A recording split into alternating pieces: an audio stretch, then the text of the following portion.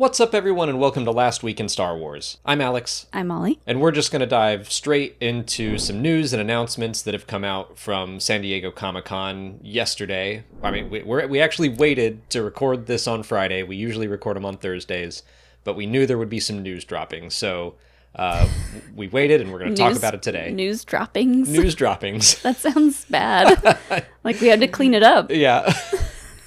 Starting off with the novel announcements, we got a little more information on the next two books in the Reign of the Empire trilogy. So we got The Mask of Fear by Alexander Freed earlier this year, and now we know book 2 is going to be called The Edge of the Abyss by Rebecca Rowanhorse. That comes out in fall 2026, and it's going to take place 1 year before the events of Andor Season 1. That is crazy. They're jumping ahead a decade from the first book. 13 years.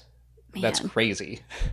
But I think Andor fans will really enjoy that, though. Oh, for sure. Like, it's going to be much closer to the events, and we're going to see just how different the life of, like, Mon Mothma is. I was figuring there would be a time jump, but I was expecting maybe 9 years, which is still a lot of time. But, yeah, considering the first book was very much about Mon and Bail, at this point, I feel like you've got to have Luthen in here somehow. Yeah. Oh, yeah. They're definitely working together probably at this point. Yeah. I would expect so. I mean, they seem to have an established relationship in Andor Season 1. I didn't even consider, having, like, Luthen chapters. Yeah. That'll be fun. Luthen, Clea, Saw could still play a large part. I mean, they were kind of Mon, Bail, Saw were three of the big leads of Book 1. Yeah. And I don't expect they're going to drop them. And then we got a name for the third book, but no idea when it takes place, right? Right. The third book is From the Ashes by Fran Wilde, coming out in summer 2027. So, yeah, still 2 years away, but we do have a title for it. From the Ashes. That's interesting. Yeah, I wonder if it'll take place, like, after Rogue One. Yeah, I don't know. Yeah, I don't know what the ashes could be referring to. Or if it's... I mean, they talked about how it's going to lead up until, I think, the battles of Scarif and Yavin, so I don't think it'll jump to after Rogue One, but I'm curious. Maybe the ashes of the Republic. From the ashes come a rebellion, something like that.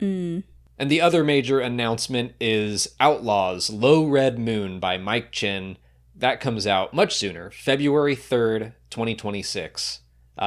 Mike Chen is great. Really loved his work on Brotherhood, the Anakin and Obi-Wan novel. So this is going to be a prequel to the video game characters? I'm guessing yes. The cover is ND5, and who I think is Jalen, who is the villain of Outlaws. So...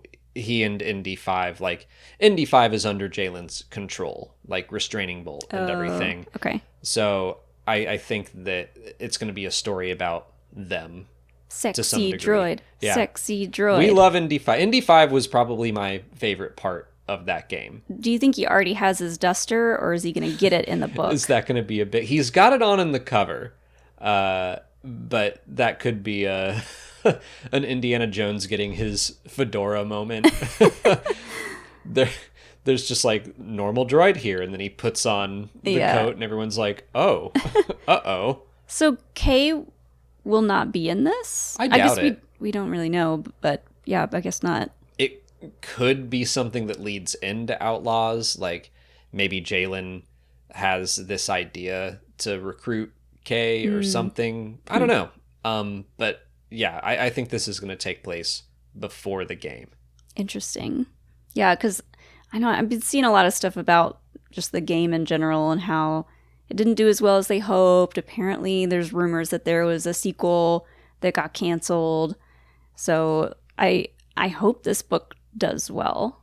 It sounds like a lot of people loved the game and are disappointed that they didn't move forward with the sequel, but it just didn't make them the money that they wanted. Yeah, I understand it. I mean, I enjoyed the game well enough, but I didn't love it the way that I love Star Wars Jedi Fallen Order and Survivor. Yeah. But like I said, ND5's story was very good. Mm-hmm. And having a little more context for him, I think is good. I like that we're going to get a story about him, seeing him on the cover. I was like, yes, good choice. Yeah. They also spent a lot of time in that panel talking about the Revenge of the Sith annotated version, which is very exciting. And I'm looking forward to. The cover looks great. That's coming out on October 14th. And then they talked about Master of Evil, the new Vader book by Adam Christopher. That is coming out on November 11th. I don't think we had a release date for that until right now. So good to know. There were also a handful of reference books and some comics and even a storybook teased. So I wanted to start with The Bad Batch Rogue Agents, which was announced. I'm really happy about this. Yeah, so the first series we got was Hyperspace Stories, The Bad Batch Ghost Agents. Right. Now we have Star Wars Hyperspace Stories, The Bad Batch Rogue Agents. It's a lot of colons. Colon's doing a lot of heavy lifting. A lot of subtitles and subtitles. Yeah. I just was calling the first one Ghost Agents. This one can be Rogue Agents.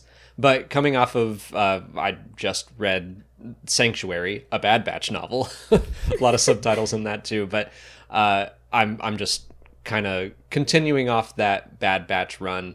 I liked Ghost Agents. Michael Marisi wrote that one and is writing Rogue Agents, and I think he is one of the better all-ages writers, all-ages comics writers. I've always liked his work.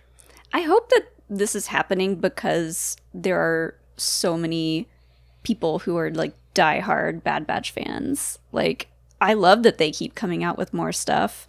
Obviously, we are fans. There are like a ton of people out there that get really excited anytime any Bad Batch stuff comes out. So I'm glad that they're doing this. Yeah, and I would recommend that if you haven't gotten into Star Wars animation, if you really liked Andor and want more of it, obviously this is an animated series and it's a little more family friendly. Like, it's still going to be kind of goofy. It's got some goofy silly stuff in it, but it explores a ton of the same themes as Andor.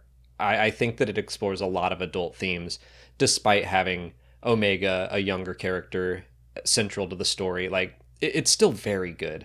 But speaking of children, Grogu is getting a little storybook. So how are you feeling about that? Cute. It's called You're My Little Grogu. I can't believe, have we not gotten like a Grogu storybook until now? I'm sure there have been little like gold books, little retellings of season 1 that were more cutesy. Yeah. I mean, I'm in. Yeah, I know you are. I'm going to get it for all my friends who have kids. That's true. That's a perfect little gift. We're going to spread the Star Wars love early. Mm-hmm. And speaking of Grogu, that leads us into the Mandalorian visual guide. We're getting a reference book about the Mandalorian, finally. This is something that was going to happen, I think, after season 2 of The Mandalorian. They announced one, and then it got canceled and put on the shelf. We don't fully know why, but they're doing it now, and they're going to add season 3 into it. Yeah, this is interesting. I don't know, like you said, we don't know the story behind why we never got any until now and why it was delayed, and maybe there was something that they wanted to put in there, but it would maybe spoil something, or maybe they didn't have enough to like really flesh out an entire book for. I think it was more just not being fully sure where the story was going to go. And like Adam Christopher was also going to write a novel that people thought would be about the Mandalorian. And then that got canceled, I guess, but he got shifted to Shadow of the Sith and got to write a different novel. And he's also writing Master of Evil, which they talked about at Comic-Con.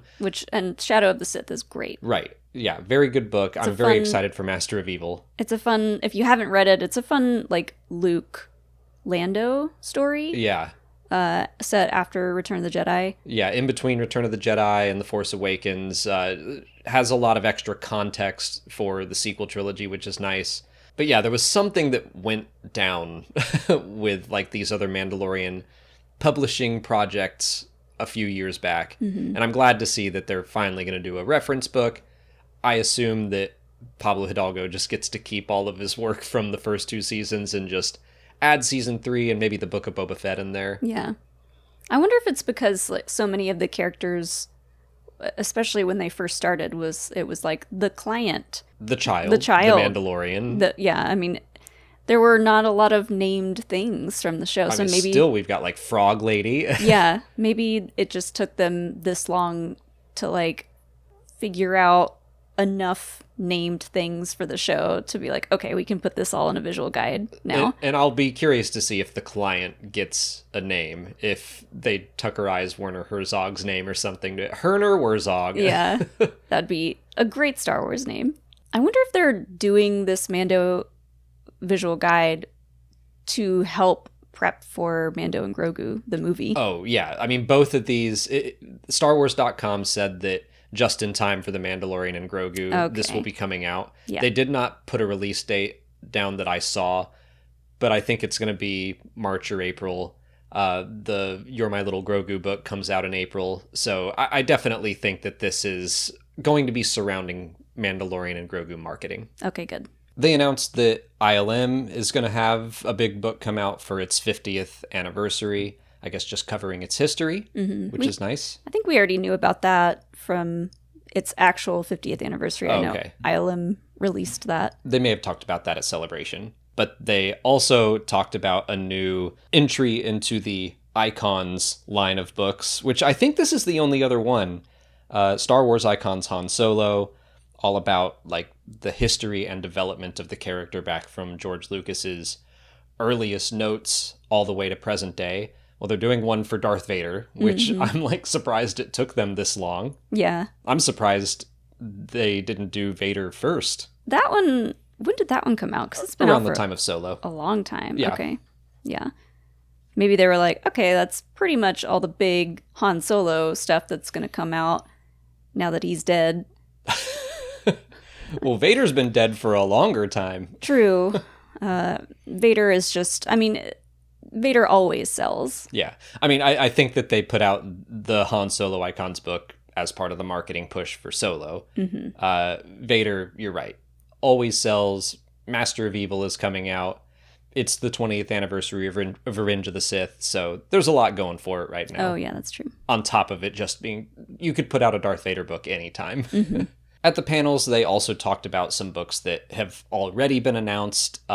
They talked about like The Beacon, which comes out next week, The Crystal Crown, which comes out next week. The Beacon is the High Republic comic finale. Yeah, the final High Republic initiative story. Right. And Kevin Scott did say in that panel that we would find out a little bit more about Keeve Trennis being one of the lost 20. Which is funny, because I kept on saying, like, wait, is this going to happen, or is it going to be part of Phase More? But yes, she is going to leave the Jedi Order in this issue, I guess.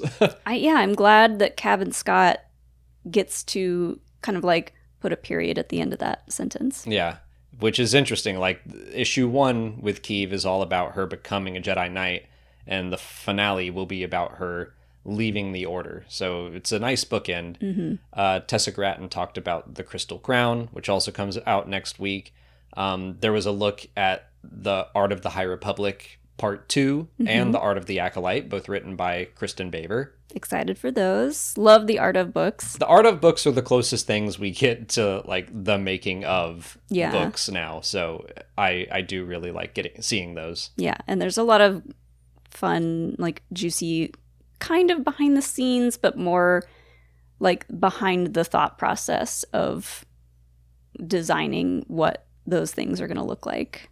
I know they did a quick look at the General Grievous graphic novel, the Kit Fisto Tides of Terror comic, which also starts next week. There's also the Spooky comic that's coming out by Kevin Scott. Yeah, Tales from the Nightlands. Yeah, that one is interesting. Looks cool. Yeah, I'm glad they're keeping up. Every October, Kevin gets to write some spooky Star Wars story. I love it. That is a tradition that I'm happy that they're kind of sticking with.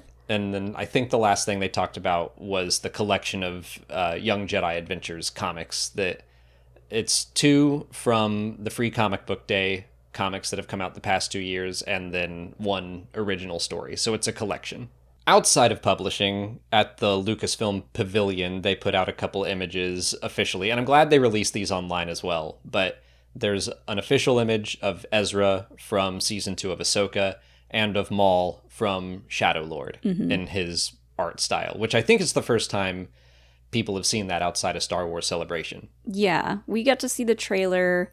The trailer was awesome. Everybody like lost their minds over the trailer, but it's nice that they're putting out an official image. And yeah, the art style is kind of cool. It's like Clone Wars art style, but it's like a little bit more rough around the edges, a little more rugged looking. It makes me think of basically the animators were pissed off when they were doing this series. Like, it looks like the Clone Wars, but angrier. Yeah. Which makes sense. A little messy, like, not messy, but it's kind of like... purposefully, like, messy and chaotic. Yeah. It's like if you're seeing the world through Maul's eyes, but in Clone Wars animation style. And it's hard to describe outside of, like, when it's moving, you really feel that chaos. It's hard to describe, but visually, I don't know. Hopefully they put that trailer out soon and you can just understand, because it's a really cool trailer. All we know is that Shadow Lord is coming sometime in 2026. Yeah.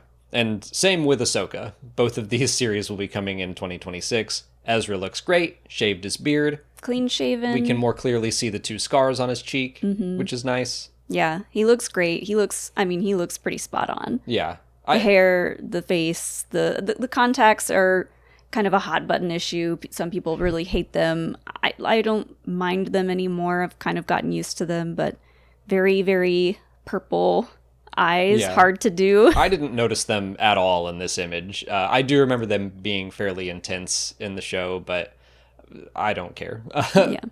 Ezra was maybe my favorite part of Ahsoka season 1.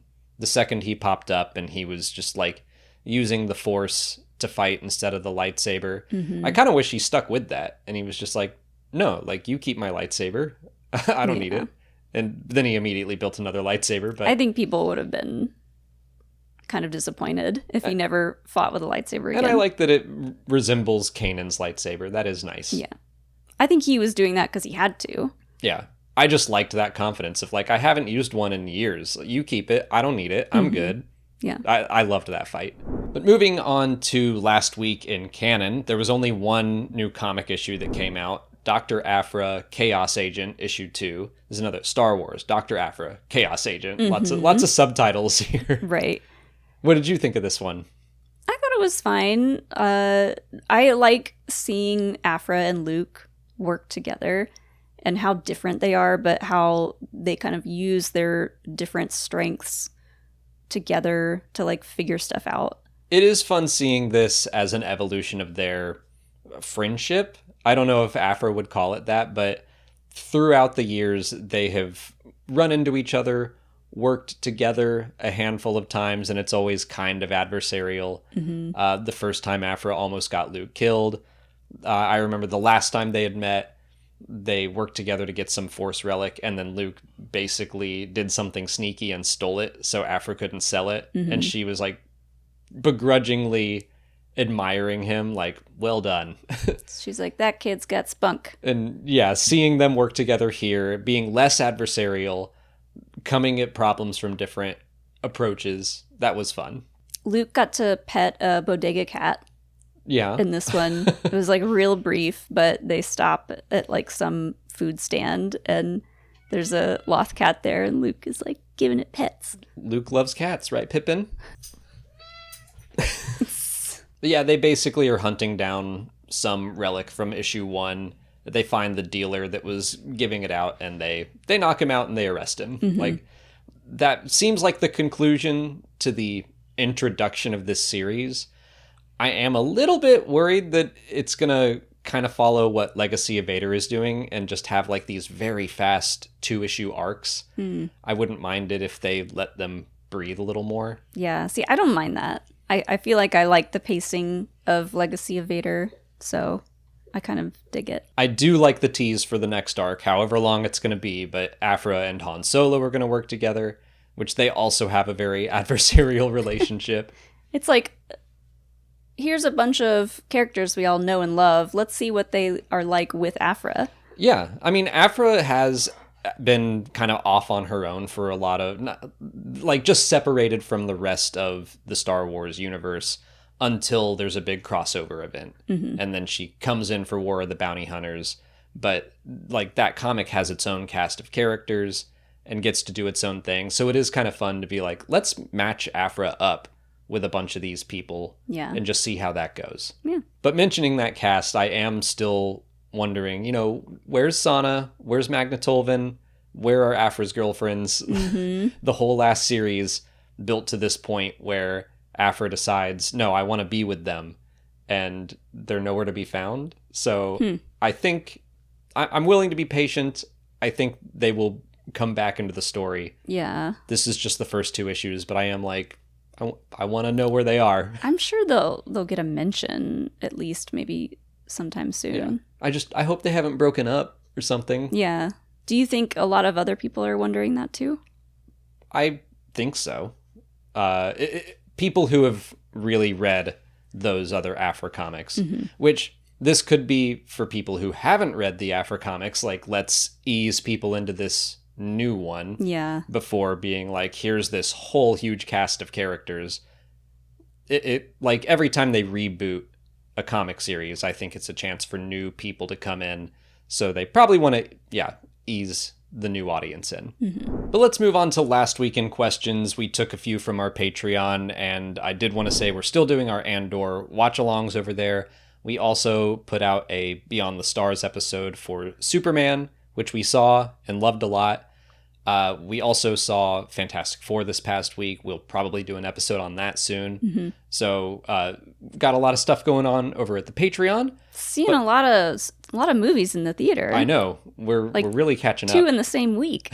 It's crazy. It is a lot for us. But for our first question, Graham Gaskill asks, who do we think the Bothans are as a group? Are they an alien species? Are they a community? Because they haven't really been defined in Star Wars canon yet. I assume they're still the same Bothan species that we kind of already know from Legends, but what if they're just like some kind of like 50s like West Side Story gang and they're just calling themselves the Bothans? Yeah, but they're like not, it's just an organization. Yeah, they're not a Bothan species. Yeah. That could be funny. Well, I do think that Star Wars is hitting pause and like, let's not define this right away, because I think that is a significant story that they might want to tell at some point. For now, I'm under the assumption that, it's just the same Legends Bothans until we're told otherwise. Were they in Legends a lot? Yeah, they were around. Borsk Phalia was a major character in the original Thrawn trilogy. He was... Borsk, yeah. Okay. He was, I keep using this word, but he was an adversarial senator. He wasn't a villain, but he was kind of antagonistic and pushed back against he reminds me of Senator Ziono and Ahsoka, that I wonder if he might take Borsk's place in this story. But yeah, there is a planet called Bothawui that is canon. Called what? Bothawui. Bothawui. That's their home world. Baba Booey. Bothawui. That sounds... Wah-wah-wee-wah. That sounds so silly. Maybe they'll change that. That's nope, it's canon already. Is it really? I think is it in the map? It's in the map. I think it was in the Clone Wars for an episode. Like, they don't go to it, but I think Bothawui is mentioned. Ivan asks why the Blight in the High Republic didn't happen during Phase 2. So for people who haven't read the High Republic, there might be some spoilers in here if you want to hold off on learning about them. But basically, the Blight is this thing that petrifies anything it touches. It kills entire planets. And it happens because the Nameless, the Shrieker, are dying. They basically keep the balance of the galaxy on their homeworld.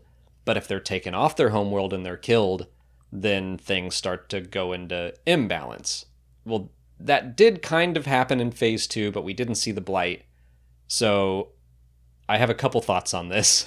Well, they took eggs in Phase 2, right? So maybe the idea that what they took were eggs and not actually like already existing nameless creatures like Markion did. Right. Maybe that didn't really trigger it. the same way? I think that is like my line of thinking as well, that they kind of explain in Trials of the Jedi that all of the eggs are to replace the Shrieker when they die of natural causes. But they take a while to mature, and when a lot of Nameless die at once, it's going to take a while for these eggs to replace them. Marchion Ro, in Phase 1, goes to the planet and uses the control rod to pull a bunch of already grown-up Nameless off the planet. In Phase 2, we see the Path of the Open Hand go and steal a bunch of eggs. So those eggs hatch off-world, but those are like the replacements, you know? So I don't think it threw the galaxy out of balance so much as what Marchion did. Yeah, that makes sense to me, I think. I would also say that the galaxy is huge. It's very possible that the blight did happen somewhere, and we just didn't hear about it. Like, some uninhabited planet may have gotten blighted, and no one knew. Yeah, maybe it wasn't as strong to spread. Like, maybe it started just barely and then kind of fizzled out. And then when we see it happen in Phase 3, it's, like, really intense. Yeah. Phase 1 and 3, they also take place over more time. And Phase 2 is much shorter, so it could have to do with how much time and how many Nameless died. And but I think the eggs, I think that's the key. That the Path of the Open Hand basically stole the eventual replacements for dead Shrieker, and Marchion Ro caused the active deaths of living grown-up Shrieker. Yeah. I don't want to spoil too much for Trials of the Jedi, but I'm hoping that we get some more art of the Nameless from that book specifically. Yeah. Like towards the end. I think the art of the High Republic will probably have some fun stuff in there. But that's it for Last Week in Star Wars. Next week we'll be covering the Crystal Crown, Tides of Terror, and The Beacon, the final High Republic story. Until then, please like this video, subscribe to the channel. Follow us on Twitter, Instagram, Facebook, TikTok, and Blue Sky. And consider checking out our Patreon page. As always, thanks for watching, and may the Force be with you.